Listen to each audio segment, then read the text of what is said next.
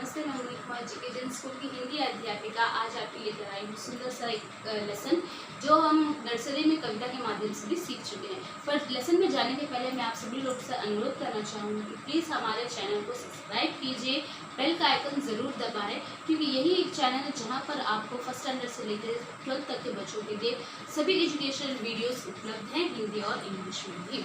तो चैनल को सब्सक्राइब करना मत भूलिए, बेल का आइकन ज़रूर दबाएं, ठीक है। और चलिए हम बढ़ते हैं अपने लेसन की। तो जैसे कि आप देख सकते हैं कि हमारा लेसन है प्यासा कौवा।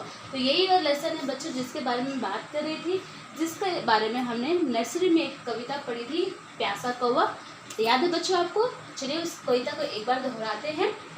एक कौवा प्यासा था, जग में थोड़ा पानी था।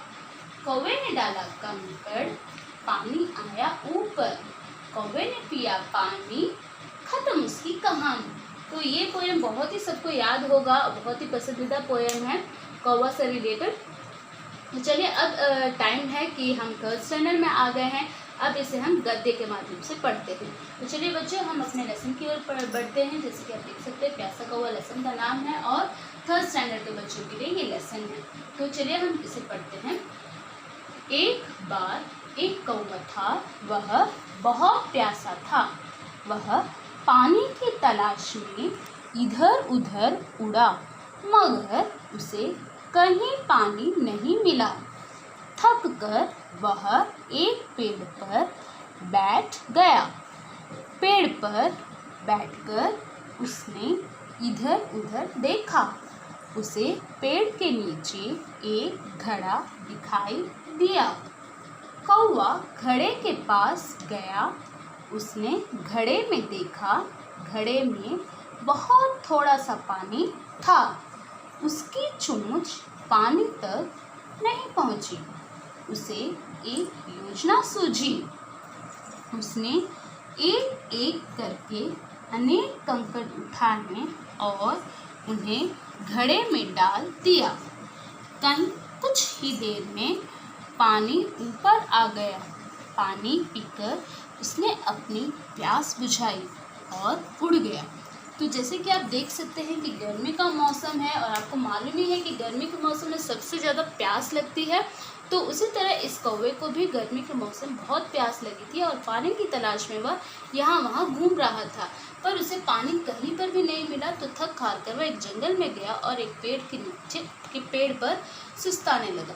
जब सुस्ता रहा था तब उसने यहाँ वहाँ देखा, तो अचानक उसकी नज़र एक मटके पर पड़ी और देखते ही वह मटका खुश हो जाता है और वहाँ पर उड़कर जाता है और मटके के किनारे पर जाकर बैठता है और झांक कर देखता है कि उसमें पानी है भी या नहीं।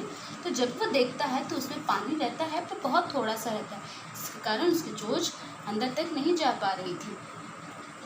तो इसलिए कौवे ने ये योजना बनाई कि चलो उसने आजू बाजू में देखा कि बहुत सारे कंकड़ पड़े हैं। तभी उसने योजना बनाई कि चलो इस कंकड़ को धीरे धीरे करके इस मटके में डालते हैं ताकि पानी ऊपर आ जाए। तो इस तरह कौवे ने धीरे धीरे कर एक एक कंकड़ उठाया और उसे मटके में डाला। मटके में जैसे ही उसने कंकड़ पूरे डाल दिए, वैसे ही पानी थोड़ा ऊपर आ जाता है और कौवा उस पानी को पीकर उड़ जाता है और इस प्रकार वह अपनी प्यास बुझाता है। तो देखा बच्चों, इस कौवे ने कितनी सूझबूझ से अपनी प्यास बुझाई। तो हमें भी सूझबूझ के साथ हर मुश्किल का सामना करना चाहिए। चलिए, तो इस कविता से इस लेसन से हम सीखते हैं कि हमें सूझबूझ के साथ हर मुश्किल समय का सामना करना चाहिए। सोचिए बच्चों, इस लेसन का दूसरा सार, यदि कौवा बहुत ही प्यासा है, बहुत ही अतृप्त है, बहुत ही बेचैन है और उसे एक मटका मिलता और प्यास बुझाने के लिए अगर वह जल्दी जल्दी कंकड़ को डालता या कोई बड़ा सा पत्थर मटके में डाल देता, तो क्या होता? मटका फूट जाता और पानी वेस्ट हो जाता। ना कौवा पीता ना पानी, और पानी वैसे ही वेस्ट हो जाता। इसलिए हमें कभी भी संकट के समय में धीरज जरूर रखना चाहिए। सूझबूझ के साथ धीरज बहुत बहुत ज़रूरी है। तो हमें भी अपने जीवन में यदि कोई संकट आता है तो हमें धीरज के साथ काम लेना चाहिए। ठीक है बच्चों, और इस लेसन से हम ये भी सीखते हैं कि जब भी गर्मी का मौसम आता है तो हमें अपने छत पर, बालकनी में हो सके तो छोटे से कटोरे में पानी या फिर थोड़ा सा अनाज भी रख देना चाहिए, ताकि हमारे उड़ने वाले जीव जंतु जो प्यासे रहते हैं गर्मियों के मौसम में वो आकर अपनी प्यास बुझा सके। पर इसका मतलब ये नहीं है बच्चों कि जब भी वे जीव जंतु आए तो हमें उन्हें पत्थर से मारना चाहिए या फिर उन्हें कोई तकलीफ देना चाहिए, क्योंकि बहुत सारे बच्चे ये करते हैं। तो हमें ये बिल्कुल भी नहीं करना है बच्चों, क्योंकि सभी प्राणी ईश्वर के सृष्टिकर्ता के द्वारा बनाए गए हैं और हमें सभी का सम्मान करना चाहिए। तो चलिए अब हम बढ़ते हैं अपने कठिन शब्दार्थ की ओर। तो देखिए ये हमारे कठिन शब्दार्थ, जैसे कि आप देख सकते हैं। तो हमारा पहला है कौवा, जिसको आम भाषा में हम कागा भी बोलते हैं, वैसे कौवा ही सब जगह बोलते हैं। कौवा, कागा, इंग्लिश में इसको क्रो भी बोलते हैं, CROW, क्रो। ठीक है। नेक्स्ट है पानी, जल, पानी, जल, जिसे इंग्लिश में वाटर कहते हैं, WATER, वाटर। नेक्स्ट है हमारा घड़ा, मटका, घड़ा, मटका, जो कि मिट्टी से बना रहता है और जिसमें पानी बहुत ठंडा रहता है, POT, पॉट। नेक्स्ट है कंकड़, छोटा पत्थर, जो छोटे छोटे पत्थर होते हैं उसे हम कंकड़ बोलते हैं बच्चों, छोटा पत्थर, जिसे इंग्लिश में पेबल बोलते हैं। ठीक है। नेक्स्ट है प्यासा, अतृप्त, अतृप्त, थर्स्टी, THIRSTY, थर्स्टी। नेक्स्ट है थक कर, हार कर, टायर, TIRED, टायर, जो हम बहुत थक जाते हैं। नेक्स्ट पास, निकट, निकट, इंग्लिश में जिसका अर्थ होता है नियर, NEAR, नियर। नेक्स्ट है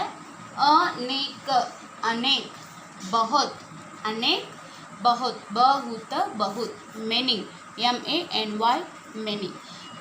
अगला है हमारा तलाश, खोज, जिसे ढूंढना भी बोलते हैं बच्चों हिंदी में, तलाश, खोज, और इंग्लिश में बोलते हैं search, SEARCH, search. 10th one है हमारा पेड़, जिसे वृक्ष भी बोलते हैं, पेड़, वृक्ष, इंग्लिश में ट्री, TREE, ट्री। अगला है हमारा योजना, तरकीब, उपाय भी बोलते हैं हिंदी में, तरकीब, प्लान, PLAN, प्लान। नेक्स्ट है पीना, यानी कि पानी जो अब हम पीते हैं उसे हम पीना बोलते हैं, जिसे बोलते हैं ग्रहण करना, ग्रहण करना, टू ड्रिंक। तो ये थे हमारे शब्दार्थ बच्चों, शब्दार्थ और मीनिंग्स इन इंग्लिश। आप अपने नोट में कॉपी कर लीजिए और इसे डेली पढ़िए। तो होप आपको लेसन समझ में आ गया होगा और आपको बचपन की यादें भी तरोताज़ा हो गई होगी प्यासे कौवे के पोएम सुनकर और इस लेसन को पढ़कर। तो होप आपको लेसन समझ में आ गया होगा और मैं आपको मिलती हूँ अगले वीडियो में। लेकिन जाने से पहले मैं आपसे अनुरोध करूँगी प्लीज़ हमारे चैनल को सब्सक्राइब कीजिए, वीडियो पसंद आए तो लाइक कीजिए और बेल का आइकन दबाना मत भूलिए। मैं आपको मिलती हूँ अगले वीडियो में इस लेसन के क्वेश्चन आंसर के साथ। तब तक के लिए धन्यवाद।